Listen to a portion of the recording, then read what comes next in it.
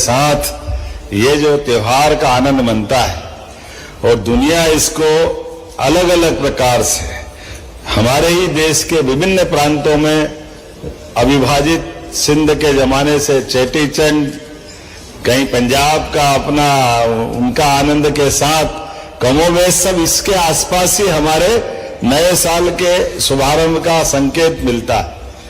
और भले अंग्रेजी वाले कुछ भी कहे, बजट का साल भी तो मार्च से चालू होता है, क्योंकि हमारे फसल का चक्र तो यही है। आप पकड़ के बैठे रहो 31 दिसंबर, लेकिन समाज कहां पकड़ता है। ऋतुओं का चक्र हमारी खरीफ रबी फसल के हिसाब से अगर देखें, और ये बात भी सही है कि दिन की शुरुआत के साथ हमारे यहाँ तो परमात्मा की दया से सृष्टि के साथ जीने का, प्रकृति के साथ जीने का, सनातन संस्कृति की धारा में डूबने का, ये जो हमारा मनोगत है, जो आनंद है, इस आनंद की कोई किसी से तुलना नहीं हो सकती है। इसलिए जन्म तो ठीक है, दुनिया में कई धर्म है, लेकिन मृत्यु भी कब होना चाहिए, ये केवल सनातन संस्कृति वाले उत्तरायण की प्रतीक्षा करते हैं।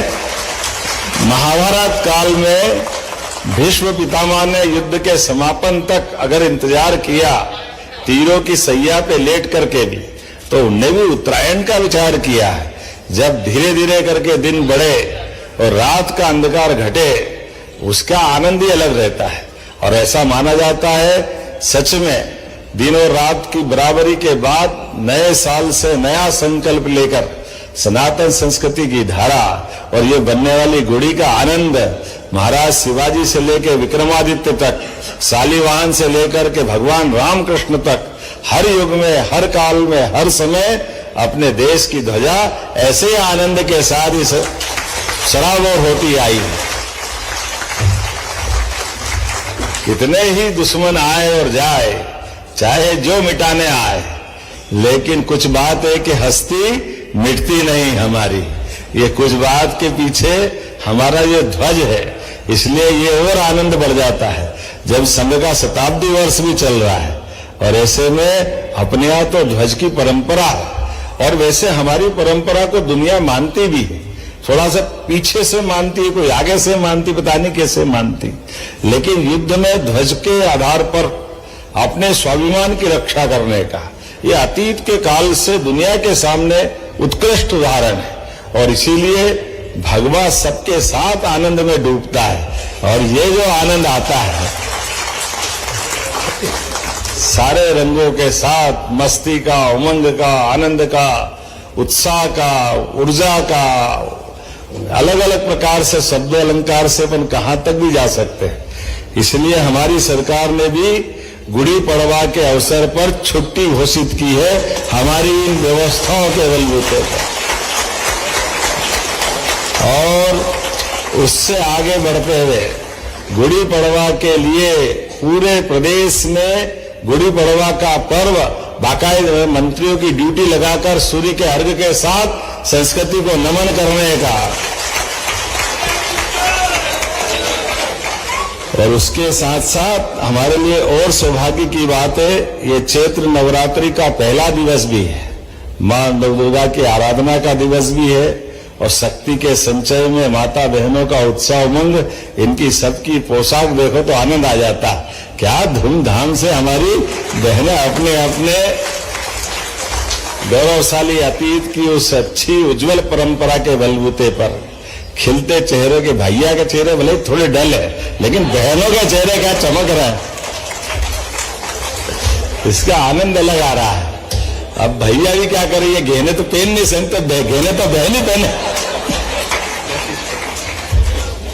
तो ये अपना अपना भाग्य है, हमारे लिए सौभाग्य की बात है। हमारी संस्कृति में हम तो मात्र सत्ता प्रधान संस्कृति के लोग हैं, इसलिए माता बहनों को हम पहले नमन करते हैं, हमारे लिए ये आनंद भी आता है। और देश की संस्कृति भी दुनिया में सारे देश देने की घोषणा जो पैसे का सवाल नहीं है, समय पे उसकी जान बचाना ये भी आवश्यक है। उसी प्रकार से जो उसका एक्सीडेंट हो गया 1.5 लाख रुपया उसका इलाज फ्री की व्यवस्था भी हर हॉस्पिटल में, चाहे वो प्राइवेट हो या किसी प्रकार का हो, 1.5 लाख की गारंटी सरकार के माध्यम से। और अब थोड़ा संशोधन और कर देना, हमने एयर एम्बुलेंस भी चलाई, ऐसे में एयर एम्बुलेंस का उपयोग भी होना चाहिए। हमारे लिए एयर एम्बुलेंस से गरीब आदमी की भी जान अगर कोई कारण से किसी जगह पे वो खतरे में है तो हम उसको और उन्नत हॉस्पिटल की सुविधा देने के लिए, पहुंचाने के लिए, जहां हवाई पट्टी है वहां प्लेन और जहां हेलीपैड हो सकता है वहां से रेस्क्यू कराने की व्यवस्था भी सरकार के माध्यम से हुई है, हेलीकॉप्टर की एयर एम्बुलेंस की सुविधा के माध्यम से। तो ये आने वाले समय में ये सुविधाएं, मुझे इस बात की प्रसन्नता भी है, पूरे देश में सबसे पहले एयर एम्बुलेंस की सुविधा देने वाला अगर कोई राज्य है तो हमारा मध्य प्रदेश वो राज्य है जहां हमने ये प्रबंधन किए। इतना ही नहीं, आपके सामने कुछ और सर्वदंश के अलावा भी जब हमारे देश के साथ प्रदेश में भी प्राकृतिक रूप से जीवन का, हमारे जंगल के जानवरों के साथ निडरता का वातावरण बना है, जब टाइगर रिजर्व बन रहे हैं, अब चीता प्रदेश भी हो गया, लेपर्ड है, तो भेड़िए हैं, जंगली तमाम प्रकार के जानवर हैं। अब तो भोपाल की सड़कों पे भी रात में टाइगर घूमते, कई में दिन में मनुष्य घूमते हैं, भोपाल तक टाइगर आ गए। ऐसे में वन्य जीव प्रबंधन के लिए हमारे इस प्रकार के जीवन में नागरिक सुरक्षाओं के इस प्रकार के ट्रेनिंग भी दे दें ताकि भविष्य में कई सारे प्रकार से होने वाली चुनौतियों का सफलता के साथ मुकाबला कर सके। लेकिन सच में मेरी अपनी ओर से होमगार्ड डिपार्टमेंट को, ये नागरिक सुरक्षा और खासकर इसके जुड़े हुए सारे वरिष्ठ अधिकारियों को, ट्रेनर्स को, सबको मैं बधाई देता हूं और हृदय से अभिनंदन करता हूं। आज के इस दौर में ये बड़ा अद्भुत लेकिन सही समय पे सही लिया गया निर्णय कि आज के इस दौर में कई प्रकार की चुनौतियां हैं। ऐसे चुनौतियों में जैसे मुझे रात में बताया गया कुछ और भी चीजें खड़ी हो गई कि आज ये इलेक्ट्रॉनिक दरवाजा सुरक्षा के लिए तो अच्छा है, लेकिन कहीं आग अगर लग गई तो सबसे ज्यादा खतरा वही होता है। कल आज बीती रात सुबह 4 बजे अंदर का डोर इलेक्ट्रॉनिक बंद हुआ और ये जो ईवी व्हीकल होते हैं आजकल, इनका चार्जर लगा करके उसको अपने घर के अंदर रखा। अब दुर्भाग्य से घटना ये घटती है कि उस चार्जर से आग लग गई और ऐसे में 7-8 लोग अंदर ही रह गए और दुर्भाग्य से उनकी निधन हो गया। अभी बड़ी नई प्रकार की चुनौती है। इलेक्ट्रॉनिक चार्जर भी जरूरी है, लेकिन इससे जान की सुरक्षा भी कैसे करें और घर के अंदर भी इन सारे प्रबंधन से आपदा के समय निकल के आने का। एक तरफ ये इलेक्ट्रॉनिक डोर हमको सुरक्षा तो देते हैं, लेकिन ऐसे चुनौती के समय में वो हमारी जान की आफत बन जाते हैं। ऐसे नए नए प्रकार की बहुत सारी चुनौती बनती जा रही, लेकिन मुझे पूरा भरोसा है हमारे विभाग के लोग और हम सब मिलकर के सारी चुनौतियों से पार पाएंगे।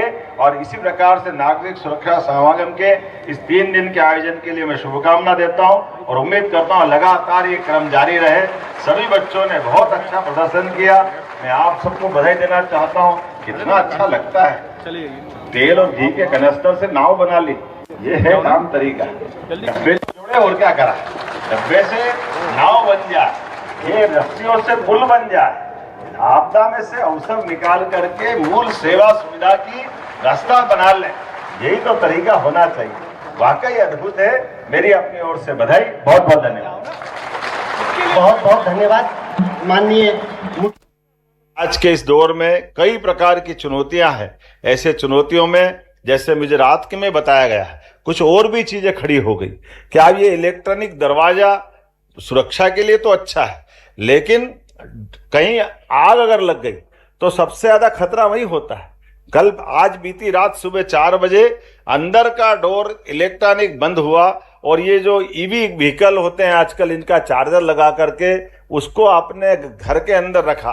अब दुर्भाग्य से घटना ये घटती है कि उस चार्जर से आग लग गई और ऐसे में 7-8 लोग अंदर ही रह गए और दुर्भाग्य से उनकी निधन हो गया। अभी बड़ी नई प्रकार की चुनौती है। इलेक्ट्रॉनिक चार्जर भी जरूरी है, लेकिन इनसे जान की सुरक्षा भी कैसे करें और घर के अंदर भी इन सारे प्रबंधन से आपदा के समय निकल के आने का। एक तरफ ये इलेक्ट्रॉनिक डोर हमको सुरक्षा तो देते हैं, लेकिन ऐसे चुनौती के समय में वो हमारी जान की आफत बन जाते हैं। ऐसे नए नए प्रकार की बहुत सारी चुनौती बनती जा रही, लेकिन मुझे पूरा भरोसा है हमारे विभाग के लोग और हम सब मिलकर के सारी चुनौतियों से पार पाएंगे। और इसी प्रकार से नागरिक सुरक्षा समागम के इस 3 दिन के आयोजन के लिए मैं शुभकामना देता हूं और उम्मीद करता हूं लगातार ये क्रम जारी रहे। सभी बच्चों ने बहुत अच्छा प्रदर्शन किया। मैं आप सबको बधाई देना चाहता हूं। कितना अच्छा लगता है, तेल और घी के कनस्तर से नाव बना ली, ये है काम तरीका। डब्बे तो जोड़े और क्या करा, डब्बे से नाव बन जाए, ये रस्सियों से पुल बन जाए, आपदा में से अवसर निकाल करके मूल सेवा सुविधा की रास्ता बना लें, यही तो तरीका होना चाहिए। वाकई अद्भुत है। मेरी अपनी ओर से बधाई। बहुत बहुत धन्यवाद। बहुत बहुत धन्यवाद माननीय मुख्यमंत्री जी। आपका पावन संदेश हमें ये बताता है कि